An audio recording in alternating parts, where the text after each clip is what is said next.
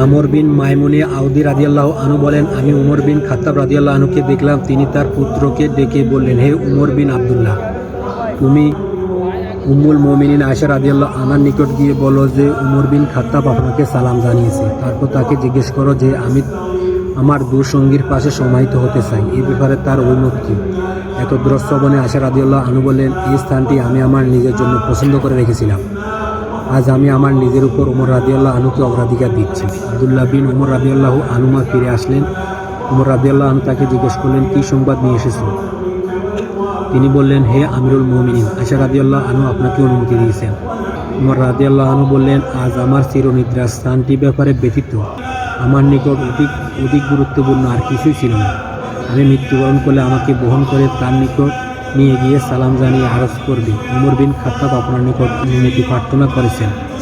যদি আয়েশা রাদিয়াল্লাহু আনহা অনুমতি প্রদান করেন তবে আমাকে সেখানে দাফন করবে, অন্যথায় মুসলিম জনসাধারণের কবরস্থানে দাফন করবে। খেলাফতের দায়িত্ব পালনের ব্যাপারে তাদের অপেক্ষা আর কাউকে আমি উপযুক্ত মনে করি না, যাদের প্রতি রাসূলুল্লাহ সাল্লাল্লাহু আলাইহি ওয়াসাল্লাম তার মৃত্যুর সময় সন্তুষ্ট ছিলেন।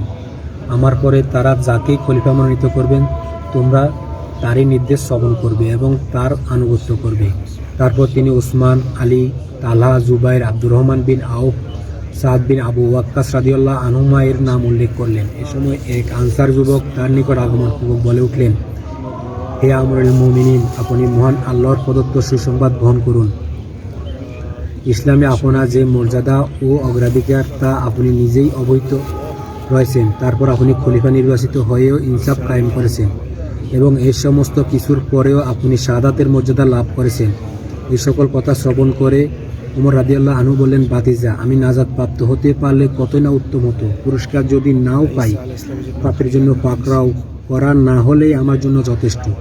আমার পরে যিনি খলিফা মনোনীত হবেন তাকে আমি প্রথম স্তরের মুহাজিরদের সাথে উত্তম ব্যবহার, তাদের অধিকার প্রদান এবং তাদের মর্যাদা ও সম্ভ্রম রক্ষার ব্যাপারে সর্বশেষ উপদেশ দান করছি।